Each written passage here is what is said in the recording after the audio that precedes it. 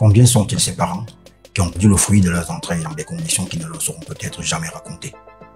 Parti à la recherche d'un bien-être pour sa famille, car ne supportant plus leurs conditions de vie, la jeune Carole Samzi fera un voyage sans retour sur les chemins de la traversée vers l'Eldorado européen. Maman Béatrice Tchantou parle toujours de sa fille au présent de l'indicatif, comme si du jour au lendemain, elle reviendra toquer à la porte de la maison. C'est ma fille. C'est ma fille. Elle s'appelle Samzi Mbeli Carole. Je l'ai accouchée à la maternité principale de Yaoundé en 1987, le 11-11. Le 11-11-1987. Elle avait peut-être 5 ans, j'ai perdu le père. C'est celle-là qui avait 2 ans, elle avait 5 ans. La première avait 10 ans. Donc j'ai souffert avec eux, j'ai souffert, jusqu'à Dieu m'a force de les élever. Un temps, elle vient ici. Elle me dit maman, elle dit bénis-moi. Elle dit maman, tu pars où? Elle dit maman, regarde, sortir dans la famille, personne n'a rien, bêta. Je me cherche dehors. Elle dit maman, elle m'a bénis-moi. Elle dit ouais maman, tu pars que? Bêta, elle dit maman, non, je ne peux pas. Moi, regarde ta situation.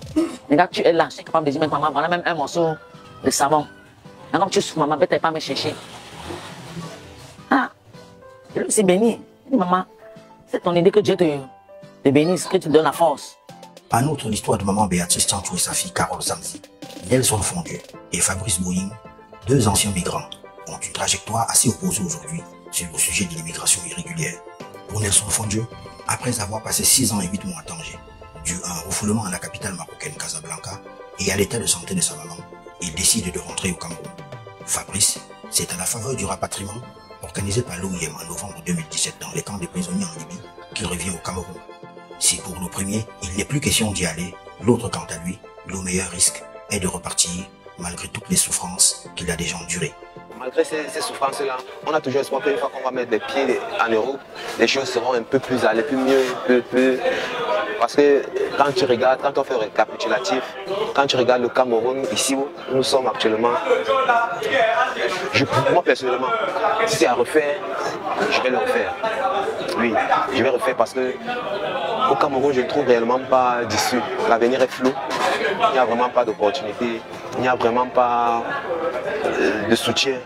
Il y a l'apport de personne en fait. Au Cameroun, nous sommes livrés à nous-mêmes. Et puis, les conditions même de la société ne nous permettent même pas, de nous déployer. Partir, ne pas partir ou ne plus partir. Toujours est-il qu'ils sont des milliers de jeunes chaque année qui empruntent ce chemin. Certains réussissent et d'autres pas. La traversée n'est pas un long fleuve tranquille. Il ne suffit pas d'avoir de la volonté pour y parvenir, mais il faut aussi s'armer d'une bonne dose de patience, de confiance en soi et surtout de courage. L'aventure, j'ai eu les intentions de prendre le chemin de l'aventure, passer par les frontières, esquiver les militaires, faire face aux obstacles. C'est pas facile. Quand tu prends la route là, tu te considères comme un militaire, comme un soldat. C'est pas facile, c'est désert, collines, montagnes, dos commun, dos qu'on les fracture, qu'on s'en sorte aussi. Parce que c'est pas tout le monde qui a un sang fort, il y a ceux qui ont aussi le sang faible. Et ceux qui ont le sang faible, ceux qui ont le sang fort, ils les soutiennent pour que personne ne tombe. Là, c'est quand nous sommes dans les frontières, mais quand nous sommes dans les villes là où chacun peut avoir son travail, vivre son appartement, vivre sa vie, là, on comprend. Mais quand on prend la décision d'aller en frontière, en groupe, là, on considère que c'est la famille. Personnellement, moi, j'ai fait des choses, j'ai subi des choses vraiment... J'ai bu mes propres urines. J'ai avalé moi-même mon argent, l'argent que j'avais en petite monnaie.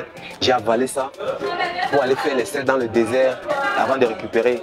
Parce que là-bas, il y a le trafic d'organes humains, il y a le trafic de drogue, il y a tout genre de trafic. Et nous sommes à la merci de tous ces malfaiteurs-là. Comme dans toute chose, il y a ceux qui réussissent à s'en sortir et il y a ceux qui ne s'en sortent pas du tout. Et on est d'accord que la proportion de ceux qui s'en sortent est infinie, est très infime. Ils sont des milliers qui partent. Mais on ne cite que nous. Pourquoi? Pourquoi est-ce qu'il n'y a que lui?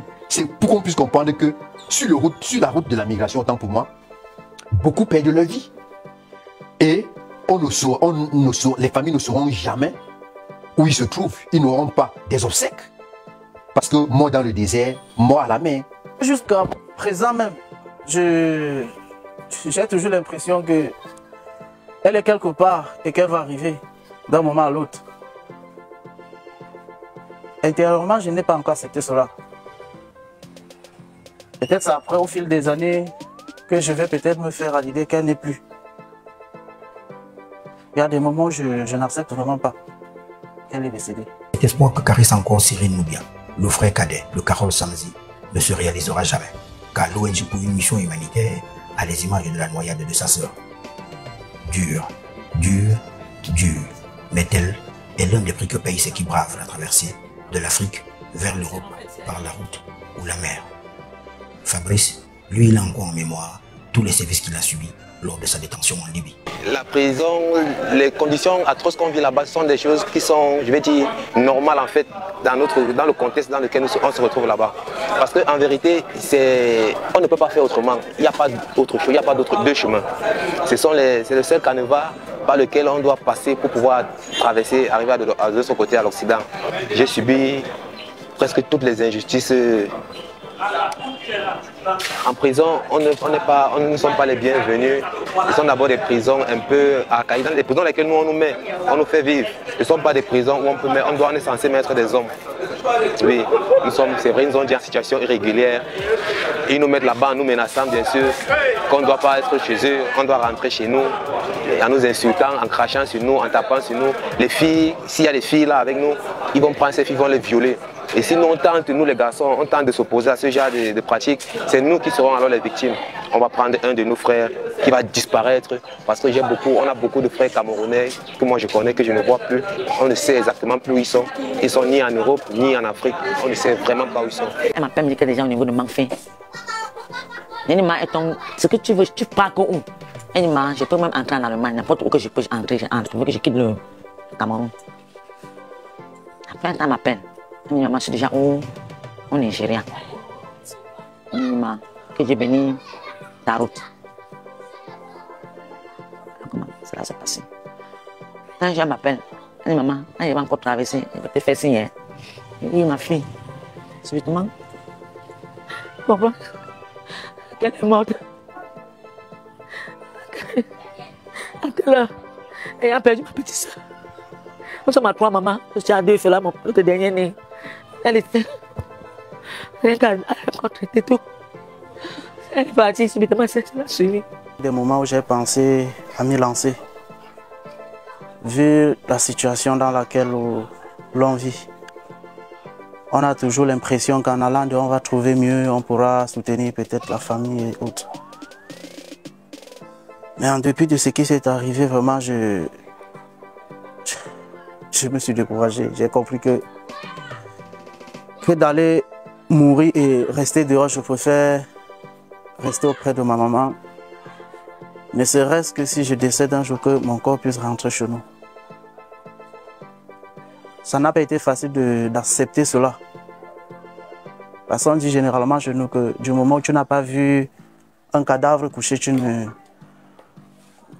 peux pas croire. Mais cela est arrivé.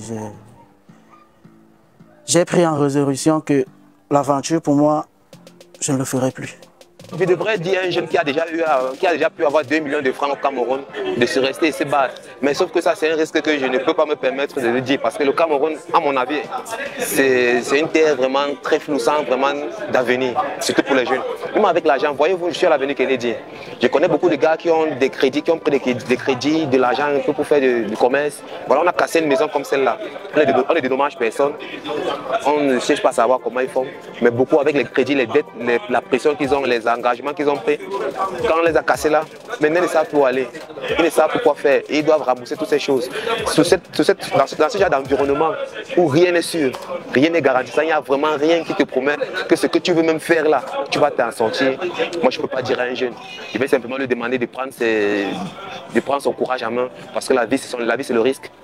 Là maintenant, selon moi, je ne peux pas conseiller un jeune d'emprunter le chemin de l'aventure avec les risques. C'est vrai que ce qui provoque l'immigration, il y a les causes de l'immigration. Dans l'immigration, il y a les conséquences, comme il y a aussi les avantages. Mais selon moi, l'immigration est risquée. C'est beaucoup risqué. C'est beaucoup risqué. Moi, je conseille le jeune que s'il a son argent, il se case, et il investit. Le pays là où il aura envie de partir, d'aller, et il passe par la légalité. Il y en a les procédures, il y en a les possibilités d'aller dans les pays Bissau avec le Cameroun par la voie. Les garçons toutefois passer par les voies, pas par les voies des frontières des pays. Honnêtement, moi-même personnellement, j'ai 1 million ici là maintenant. Honnêtement, c'est un projet de voyage immédiatement. Conseil. N'achetez plus vos vêtements de luxe et vous lavez dans n'importe quel pressing. Désormais, la solution c'est chez Mr Clean. Mr Clean est le meilleur pressing dans la ville de Yaoundé. Désormais, pour tous vos problèmes de ménage, les chaussures, les habits, les moquettes, les tapis, dirigez-vous directement chez Mr Clean. Mr Clean est situé à Ngousso, face Total, à Emana, face Mesafi, à Bastos, Carrefour, Moto Georges, village des jeunes au niveau des Tétates, Biemassi, immeuble Express Union, Oja, avant l'entrée du collège Adventiste, Kouaban, avant Santa Lucia, venant de Mimboman, Abia, descente Pharmacie du Soleil. Juste une précision, Mr Clean importe ses produits de nettoyage depuis la France et l'Allemagne. Donc, n'achetez plus vos vêtements de valeur de luxe. Vous partez laver dans n'importe quel pressing que parfois ça brûle vos vêtements, ça déforme, ça transforme vos vêtements. La solution, c'est chez Mr Clean, le meilleur.